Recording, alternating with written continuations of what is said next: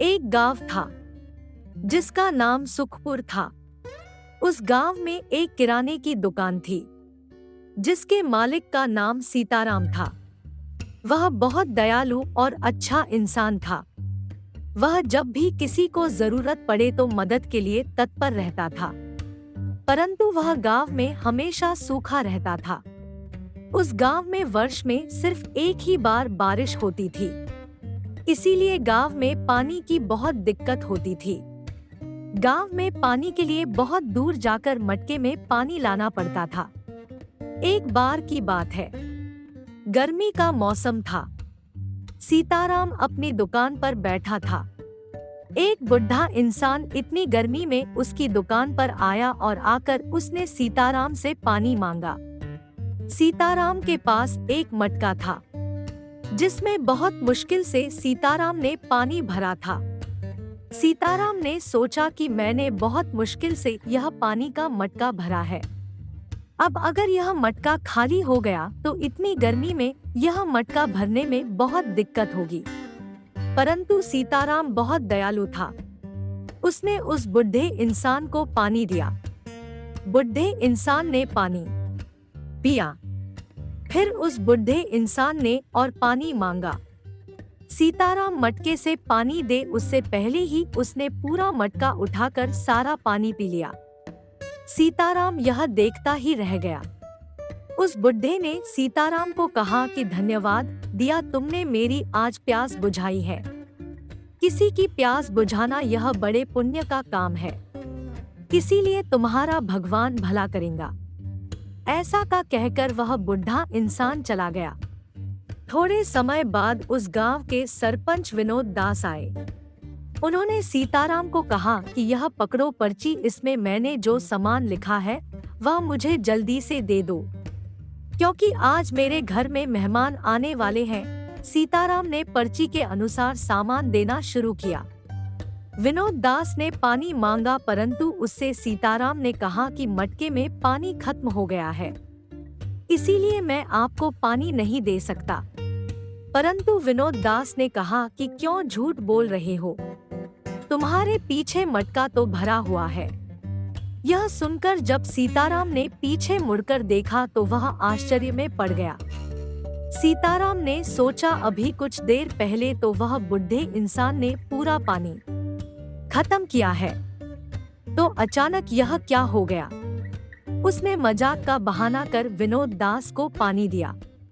पानी पीकर विनोद दास चले गए। विनोद दास के चले जाने के बाद सीताराम ने मटके को देखा तो वह फिर से भर गया था। उसको लगा कि यह कोई भगवान का चमत्कार है।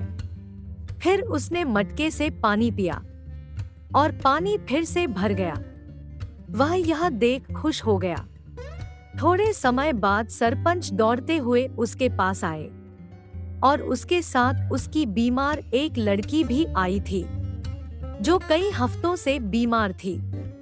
सरपंच बोला कि मेरी बेटी को अभी इसी वक्त मटके का पानी दे दो। आश्चर्य से सीताराम बोला, ऐसा क्यों?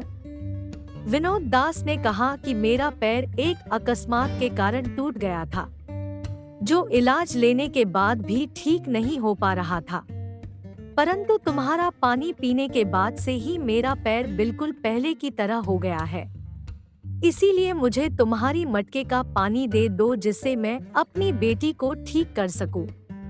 सीताराम ने ठीक ऐसा ही किया। मटके का पानी पीकर सरपंच की बेटी भी ठीक हो गई।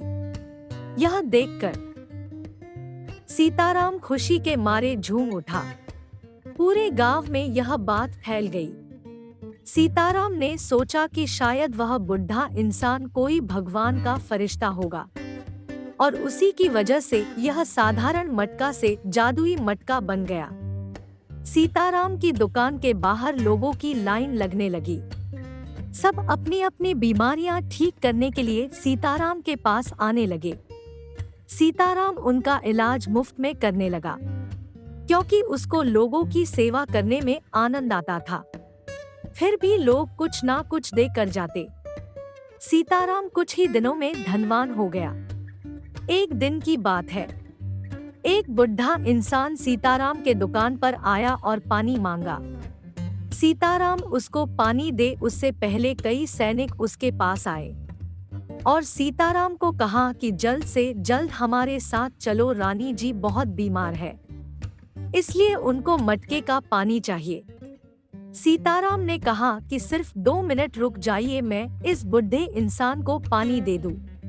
परंतु सैनिकों ने कहा कि नहीं, तुम हमारे साथ चलो। राजा रानी के ठीक हो जाने पर तुम्हें बहुत सारा धन देंगे। सीताराम लालच में आ गया और उस बुढ़े इंसान को पानी दिए बिना ही चला गया। जब वह मटका लेकर महल पहुंचा और मटके में देखा तो पानी ही नहीं था। सीताराम बड़े आश्चर्य में पड़ गया। राजा ने उसे रानी को ठीक करने को कहा। तब उसने कहा कि मटके में पानी नहीं है। राजा बहुत क्रोध में आ गए और धक्के मारकर सीताराम को राजमहल से निकाल दिया। राजमहल से निकलने के बाद सीताराम ने सोचा कि वह बुढ़ा इंसान वही फरिश्ता होगा जो पहले मेरी दुकान पर आया था। मैं आज उनको पानी दिए बिना धन के लालच में राजमहल गया। यह सब उसी का नतीजा है। सीताराम को बड़ी आत्मग्लानि हुई और उसने मटके की वजह से कमाया हुआ सारा धन मिलाकर एक पाइपलाइन बनाई जो गांव से दूर स्थित तालाब और गांव को जोड़ती थी।